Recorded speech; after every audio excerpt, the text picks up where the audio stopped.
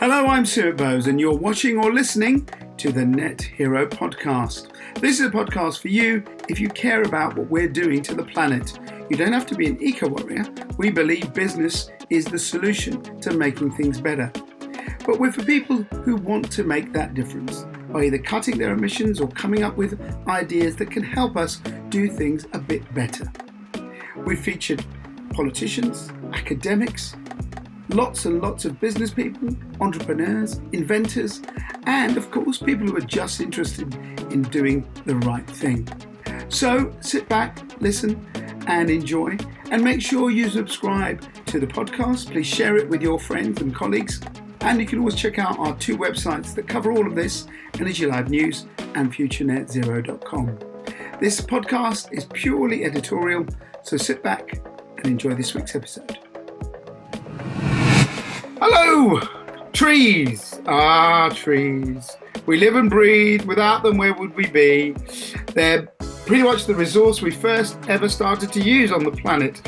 And of course, trees are one of the symbols, you could say, of nature.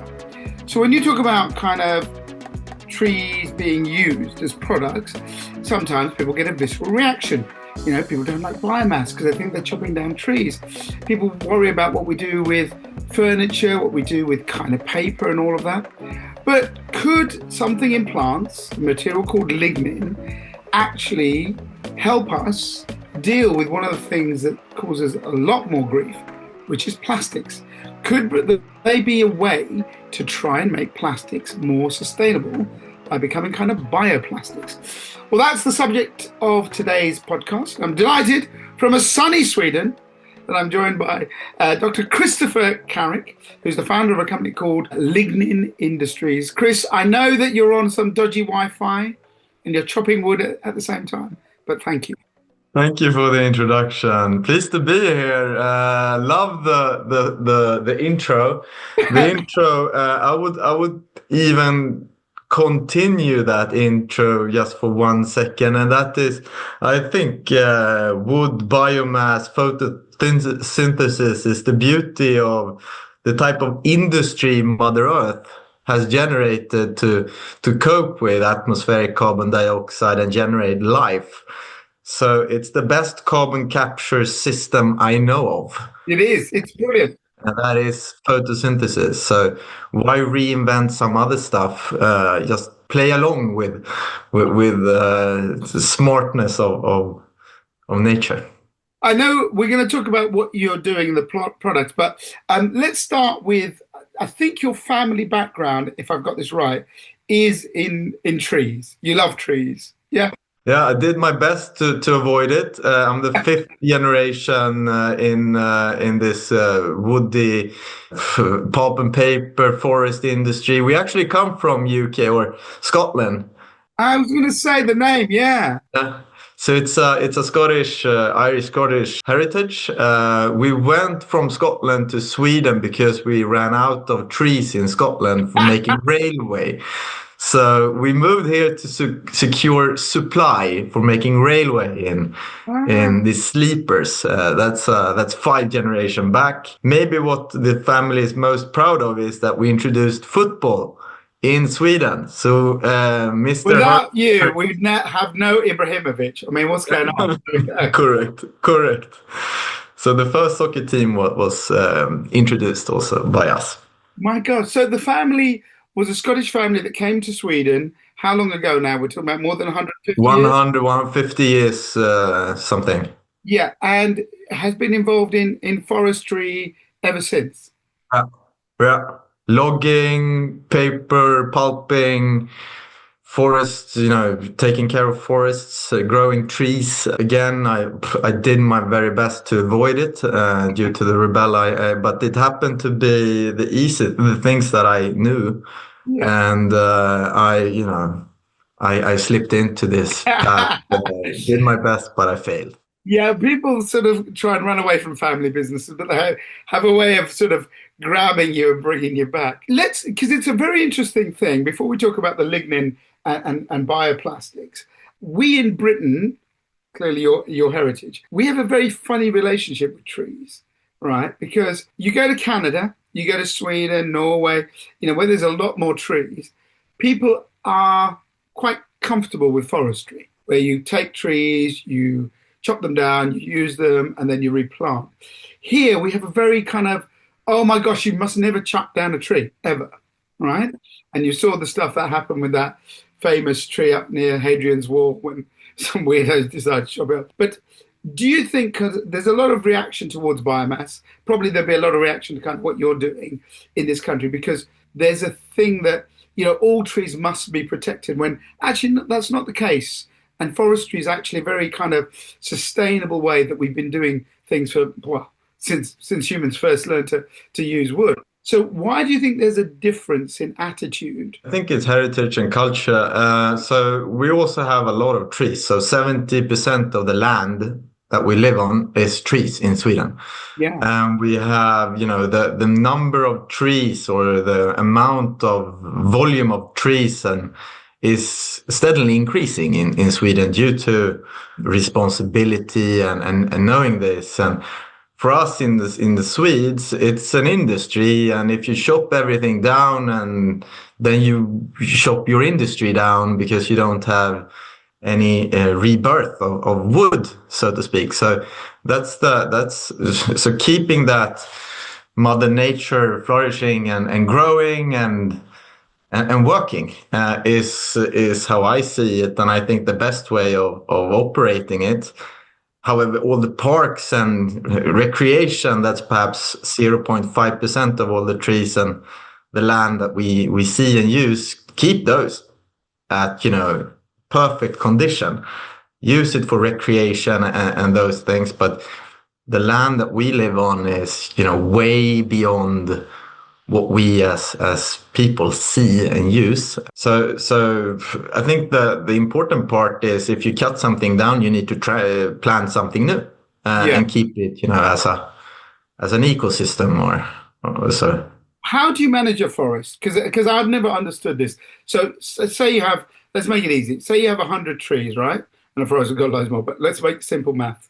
You got 100 trees. How many would you take per year to make sure and how long does it take for those trees to grow back? So is there particular trees, or are you just using what's there in nature? Now I'm guessing. So I'm not a forest owner. So I would say it takes about, depending on where in Sweden you are, but it takes about 50 years, something like that, for a tree to be planted to its until it's ready to harvest. Right. And then you do that continuously, perhaps 10%. So 10 trees or 20, let's assume 20 trees then. Yeah. The math, 50. So 2 trees it would be per year. You would cut down. Yeah. And then you would replant 4 trees. So if you cut down 2, you replant 2. Right. 4, sorry, double. You double what you... because some of the, they fall off and they die early or whatever. But the important part is that in the end, your 100 trees, if you fast forward 50 years or 100 years, those 100 trees will be perhaps 150 trees. Gotcha. And then you...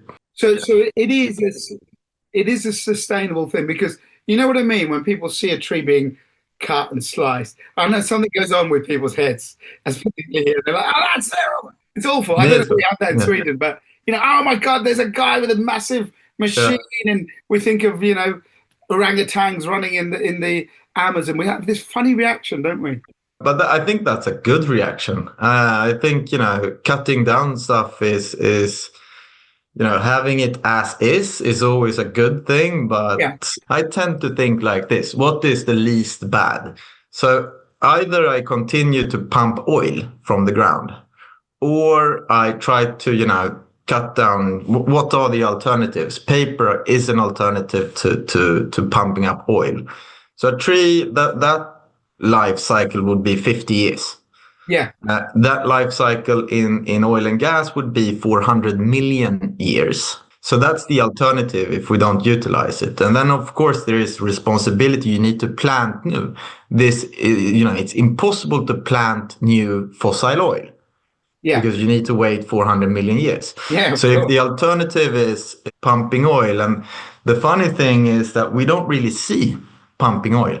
No, that's true, actually. We don't see that process. So it's not really, top of our mind, but No, we no, no. definitely see a tree being cut down, and then you get all these feelings. But it's less bad. No, by a long way, by a long way. Let's talk about what you've been doing with your company. So plastics, I think most people will know, pretty much all.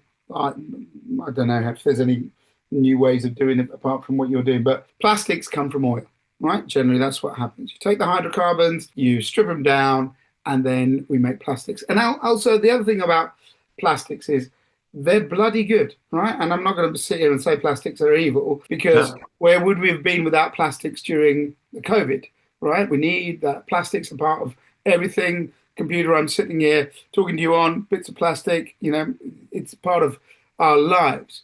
But again, the same thing because of the way plastics have been perceived, and it's true, the pollution, etc. There's another very negative reaction to plastics. So before we talk about what you're doing, why did you want to look at the world of plastics? Good question. I think plastics is, I completely agree. I love plastic is truly fantastic as a material. The main problem with plastics is, as you say, 99% is fossil based. And that's the main challenge. And if there is a way to not or to change the feedstock, why not do it? So and why did I look at plastic? I happened to be first running into fuels, energy, and diesel and gasoline substitutions. The main reason why I didn't or joined plastics is that oil and gas was heavily politically driven, so subsidized in taxes. So the value chain of plastics is a higher price for plastics, meaning that we could compete in an open market with what we do. That was why I looked into plastics, that it's a viable value chain as is. Was there anything particular? People are driven by different things. Was it something like you thought, actually, you know what I'm doing because of that negativity around plastics, this is something I can deal with? Or was there something you'd been interested in, perhaps because you'd seen environmental damage of plastic? I'm trying to get to why you chose it. I get what the commercial reason, which is absolutely fine. Was there anything else? So I stumbled upon this. I was playing around as a chemist. I was just fiddling around and doing chemistry back at home in my kitchen, and I happened to Love make it. ice. I made ice cube trays, Chewbacca, Obi-Wan Kenobi. You know what? You are now officially my favorite guest. I've been waiting to bring this out on a podcast for ages. Look, made of plastic, Uh, original 1977 Luke Skywalker. Yeah. Beat that. So the belt there would be a perfect color for us. It was a black belt, but so my instant hero would be Chewbacca. I completely fell in love with him because Lignin is brown and Chewbacca, he became beautiful. So I showed my kids this, and I was obviously excited. My kids weren't so excited. They was like, "Dad, okay, now you've done another crazy thing," and I was, "Yeah, you should appreciate this," and they did a bit. But then I showed some of my friends that this type of action figures, and one of them, I remember Anders Breitholtz, he told me that this is truly something new. So hang on. This was just sort of like a moment of kind of fun using the lignin, Yeah. and you just made like a 3D printed model thing. No, no, no. Ice cube trays. So in the kitchen, a chemist uses the kitchen, not the garage, as their Okay. playground. Right. So what I did was, instead of filling these ice cube trays with water and freezing them, I was filling them with our powdery or modified lignin, put them in the oven, heated them up to 200 degrees Celsius, let it settle in this ice cube tray, and then turned off the oven, and boom, it went solid. Instead of working in the water temperature range, I worked in the plastic temperature range. I have got Chewbacca. Hang on, let me just. How do you? I do, but I'm trying to find him because I know exactly what you mean. I don't know where he's gone now. But anyway, I found Han Solo there. There you go. Hands there as well. Oh, it's also, I love it. So tell me this, right? I did my terrible science at the beginning, which is that lignin is from plants, right? But what exactly is lignin, and why did you find this property? Lignin is, I think, it's the brown part that makes the trees brown, Yeah, and also what is removed when making white paper out of brown wood. So right. the entire pulp and paper industry is all about removing that lignin and actually incinerating, burning that, getting Wow, rid of it wow. to make this very nice white paper. In the agricultural industry or in the fields, it's the material that makes them yellow, the plants yellow. Got you. So it has, since it's not as strong in color, it means it has less concentration. So in trees, about 30% of the tree is lignin, and in agricultural, about 10-20. And what is it made of? I assume it's just carbon, is it, or is it a special? It's carbon, oxygen, hydrogen. It's a phenolic structure, a complicated, less, defined as cellulose and hemicellulose. So it's a complicated structure, and it's different in different trees. It's different in different biomass. So it's not as defined as the white stuff, the cellulose and the hemicellulose. So that's why it's always been tricky to use, because it's different. It's got, from my basic chemistry, phenols. You suddenly start talking about that. It must have something that's very similar to the basics of plastics, then, in the same sort of chemistry group.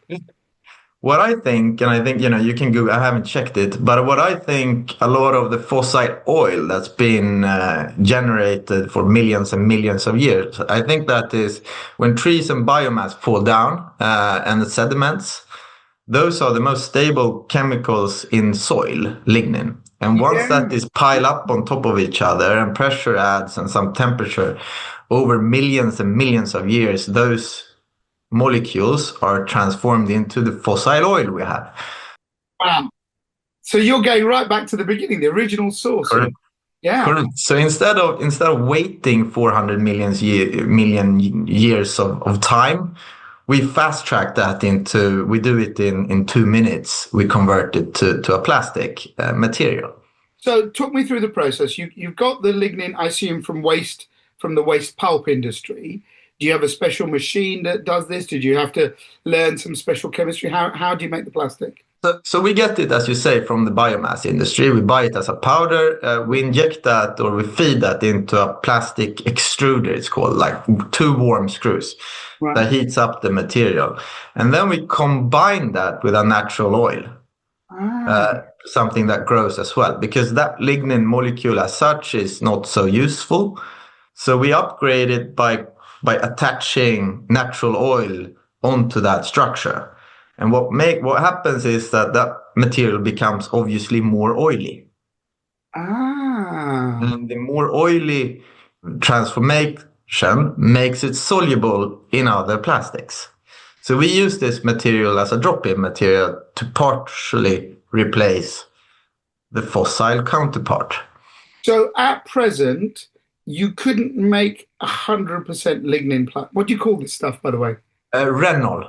We call it Renol. Renol. Right. So Renol, you couldn't make 100% hand No. of So the main challenge there is that the material becomes less mechanically when going too high. So Okay. at the moment, and when we are working with the plastic and the plastic industry and the brand owners, obviously they are used to working with a material that functions in a certain way. Correct. So what we do then is that, okay, we can deliver the same function on a material, but with only or 40% of our material mixed with 60% of other plastics.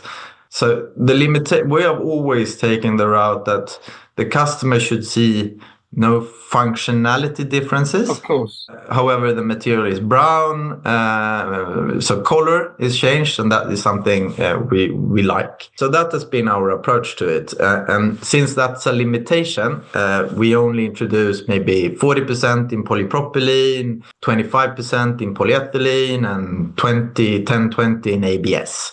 So those are standard plastics. We can obviously go beyond but that would be for then you start losing properties, and Yeah, I don't know if understood. you're into that. So you're basically reducing the carbon footprint of the plastic that's being made. So we have formulations today, since our material is carbon negative due to the photosynthesis, it's absorbing atmospheric carbon dioxide when forming biomass. So when we are or when our customers are mixing this together with recycled plastics, we end up with a net zero end material, which is quite nice. When we're mixing in about 20-30% of our material with recycled plastics, we end up with a net zero material, and that's quite hard to make. But we do that. We sell it already on the market in bags and packaging materials. Wow, So that's cool. that's very cool. So technology wise, we're already there. Commercially, people are not, really buying it, and those formulations are a bit more expensive. But we are there. Technology, we can provide whatever we're trying to develop in Very cool. 25 years. Why are people not buying it? I mean, you'd think they'd bite your hand off because this is what everyone wants, the public wants. I think regulations is so we are maybe 20-40% more expensive than what fossil would be. So it's today there is only a marketing story or a strong belief from a brand that would like to pick this up. And some of the brands that we work with are truly that. They love the story, they love what we do and the impact that we provide. Most of them are not there. So we come with a new material, it's brown instead of white or transparent. We come with an increased price and an uncertainty of the product functionality. It's a new, how do we tell the story of a net zero material? They're afraid of greenwashing, they're afraid of a lot of things. So I think, and there is simply no push. There is no regulations, and why would I pay 20% more now? Oh, I'm struggling as is. It's very interesting because I'm sure you're aware about the World Plastics Convention that met in Seoul last year. They were supposed to have an agreement, hasn't happened, and I think it's due to happen again later this year. It's one of those things, like you said, for years we've been talking about how do we clean up plastics, and yet there isn't a consensus even now to just say, let's do this, where something like your material would really help. That must be quite frustrating. I think right now I am I'm frustrated on the politicians, on the plastic industry. I'm very hopeful when we present our material to people like you and me. We display our bags or our solutions to people, and they truly love it. They love the story, but we're missing some actions and true directions. So. Is that political, you think, or do you think that's businesses just basically thinking about money? I think it has to come from political regulations, to be honest. Yeah. Because technology-wise, we're there. People love, like all the people I meet that see, so they love. So market is actually there, but and we do love the plastic industry, but they sit on a couple of solutions already. Why would I change? I don't know how to sell on CO2 reduction. I don't know how to sell on sustainability. I've never been sustainable. I can maybe go to recycled plastics, maybe. And that has been the focus in UK and Sweden and so forth. Yeah. And it's one track. Okay, I will only do recycle because that's what everyone is talking about. Yeah. Well, we're going to start talking about this. What can you make it into at present? So just give the audience an idea of the sort of things. Hopefully, one day, a little Star Wars figure. But at present, can you make me plastic plates? Can you make me bags? What sort of things can you make with your material? Yeah, Reynolds is what our material. So what we do is that we sell this to a lot of film blowers that blows films. And then they make e-commerce bags or wrapping plastics or protective type of packaging plastics. We also work in the PP field, and the polypropylene mixes. Those are used a lot in your home for all the home devices. We're also developing pallets, so industrial type of applications. And then so those are quite heavy and large volume type of applications. But what really triggers me and makes me happy, that's when we're doing design items. So we're working in the furniture industry, but we're also doing speakers, computer items, and headphones, and those cool things, because then it really tells the story and they're proud of. Yeah, people will be wearing them. Are you doing mainly just in Sweden, or is it an international market so far? So the electronics, we work with the brands in Sweden and Europe. Most of the production is in China. So then we're forced, or then we're, go to China, because that's where we buy the components. So then we go to China due to the fact that they want to do it there. And that's where the infrastructure is. But touching, double clicking on that, all of the brands basically wants to reindustrialize Europe. So they also want to bring home this. And then now finally we can produce this in Europe. Obviously, we have a factory here in Sweden. So reindustrializing and putting that infrastructure here in Europe is also something we can do. So resilience, reindustrializing Europe is something a lot of brands and a lot of larger plastic producers look into, and so we're playing that game, since trees and biomass is obviously growing around the world. I think what you're doing is fantastic. I really do. What's your hope for this? Because you're very kind of honest in clearly what you can do. Renault will probably never replace plastics, will it? Only partly. We've grown the percentage over time, and we'll continue to increase the dosage as we go, and perhaps it will one day. And that that's my clear intention. But today, so the people listening to this podcast, what can you do? I think this is a really unsexy material, which that turns me on. So we've just launched together with some partners these waste bags and garbage bags, these stuff that you have at home. Yeah. So we're now trying to see which are the buyers that, everyone has it.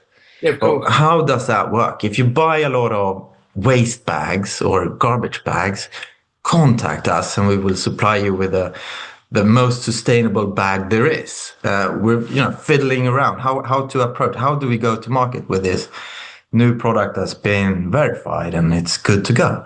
Okay, so if you're there, audience, and you need bin bags, drop us a line. We'll put you in touch with Chris. Yeah.